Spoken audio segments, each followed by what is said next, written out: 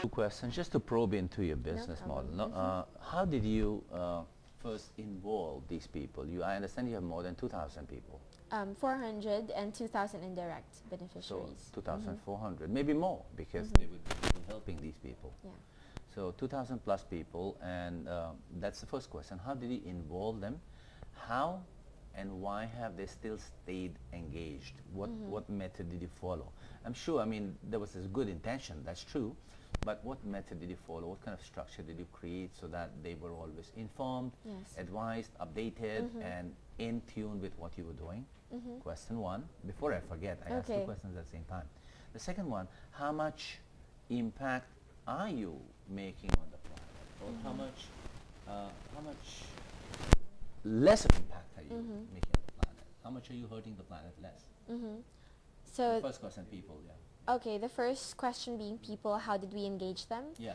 Well, it's very fortunate for us as well, because part of our founding partners, the one who really converged us, is a Jesuit priest. And no, it's Father Javi, Father Xavier Alpasa.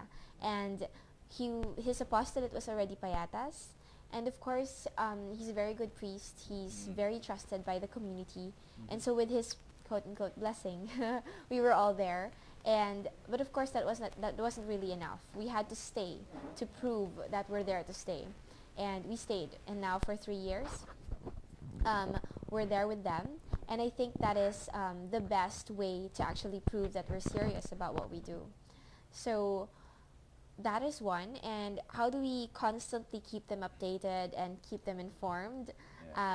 Well, we usually involve them in all the decision-making processes. We do that 4 times. So we go 4 times per session. Right. So we go to the community, form a huge group, and then talk to them about the decisions, ask them about their opinions and decisions, and then break them down into groups, and then form another big group again, and then break them down into groups again.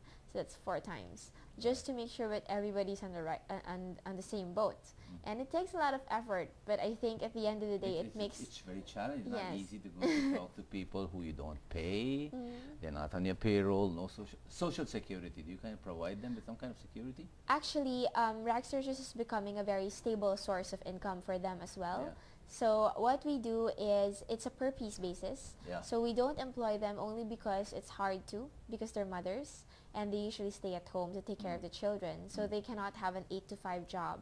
So they're very thankful for the opportunity to be able to stay home and create some products. And at the same time, we have a savings program for the mothers. So it's an automatic savings program. For every product that they create, there's a savings counterpart. And that will be the source for Social Security. This is set aside by Rags2Riches, or there's another organization, independent organization taking We set it aside for them, and we'll be putting it in separate bank accounts so that it will be in their bank accounts, and they won't be able to use it right away.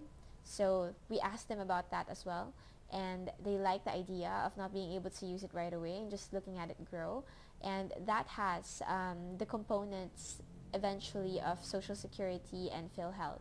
So from the savings, they can start doing that, because unless they start to save first and know the value of savings, it's really hard to commit to something that you have to pay for every month. So the engagement that they have is more of their choice rather than something that's imposed by you or something that's controlled by you. Fantastic. Exactly. So how are you nurturing the planet by your product, the product itself? Actually, we're very careful about that. When we think of designs for the product, when we talk to the designers about the product, we make sure that every single raw material would be sourced ethically and environmentally. So as much as possible, we use upcycled materials, which means that we get these materials from the dump sites or the factories before they hit the dump sites. They are scraps, and thus we use them, but they're clean and safe. So we use either that or organic materials, and we make sure that it's communities who make them. Even if it's hard, sometimes it's logistical nightmare, but it's a decision that is more than just business. It's really something that moves us. It's our mission. Reese, your products are going worldwide. Give us a picture of that. And then after you tell me about Rags2Riches, I'd like to ask you a little human-related question, if that's okay. Sure, no so problem. share me ideas about where your products are worldwide. Well, our products now, we have a lot of local stores in five-star hotels in the Philippines. Yeah. So we have that. We also have in Singapore. Yeah. We are exporting a little at a time to different places in Europe and the US. Yeah. But eventually next year we'll be sending out more. Okay, good. Thank you. So congratulations for the work you've done. It's worth applauding, and you deserve all the awards that you've gotten. And may this business grow. May this change the face of this country and the face of the world. Now I want to ask you something else. One time I asked you, differentiate between self and not self. Okay. When does one stop differentiating? And I want to hear that response you gave me one time. One more time. Well, as I mentioned last time, I think it's like an orchestra, wherein every single player is very good at what he or she is doing. Right. He knows the instrument pretty well. Okay. He can do it alone, but it sounds a lot better when you're together. But at the same time, you don't lose track of yourself, because in order to be part of that group and play beautifully, you have to know yourself, and you have to play beautifully first.